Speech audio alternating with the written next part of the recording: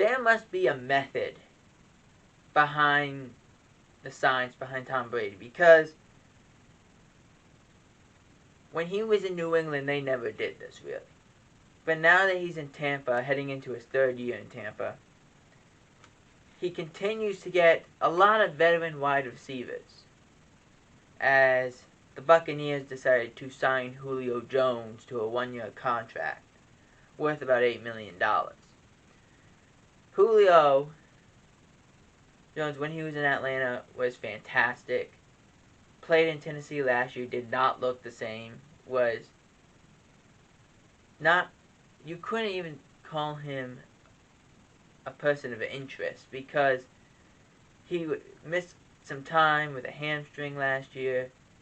That was probably because he wasn't really in shape, and it kind of nagged him through the whole season.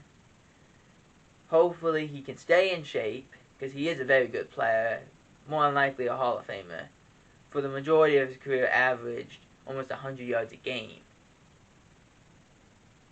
So, this is Julio's chance to get a ring. Let's see if he can win one finally.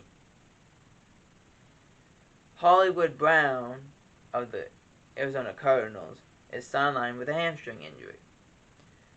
There's no timetable of when he'll be back. This was always the concern of Hollywood Brown. Does get hurt a decent amount, and he's a smaller guy, so you can't afford him to not be on the field.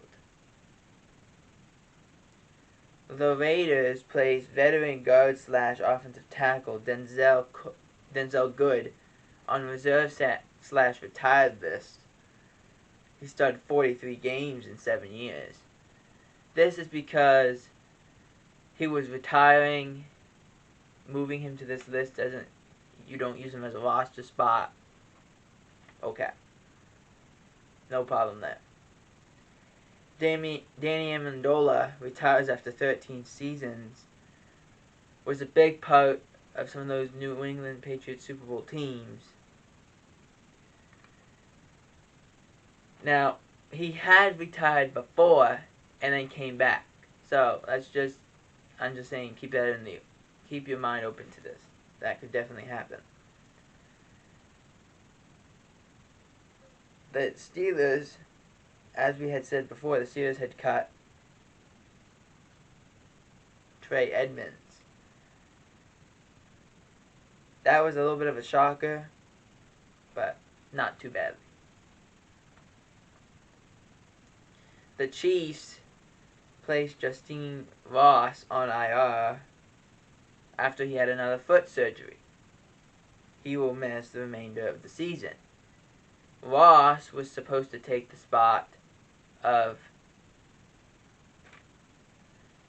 Tyreek Hill, and obviously that won't happen, which is very disappointing if you're a Chiefs fan.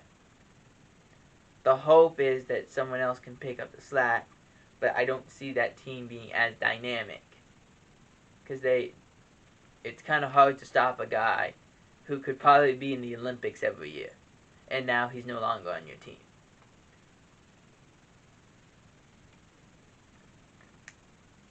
The Bears and linebacker Roquan Smith won't participate in training camp due to contract situation, but he was in building. So he was what we call a hold-in, just waiting for a contract, basically.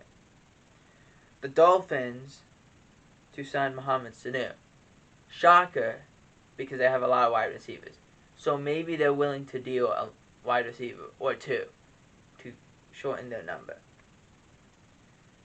Kyle Shanahan confirms that Jimmy Garoppolo is not the starting quarterback anymore, that they were going with Trey Lance.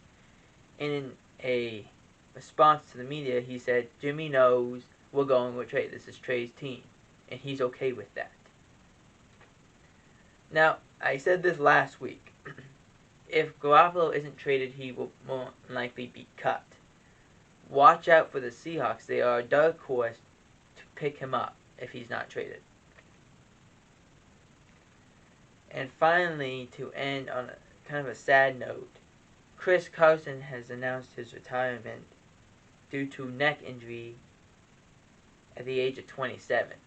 Carson was a 7th-round pick, wasn't expected to mount to much, and was like almost a guaranteed 1,000-yard season.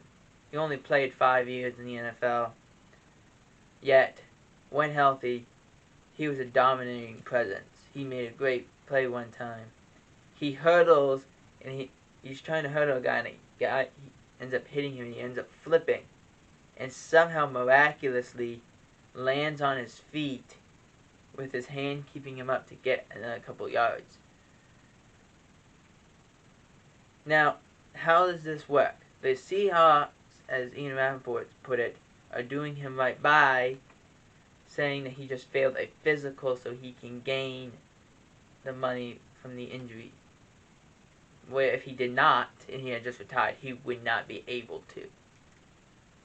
But due to the fact to give him a failed physical and a release, it allows him to get some money. But Chris Carson announces his retirement at the age of 27 due to a neck injury.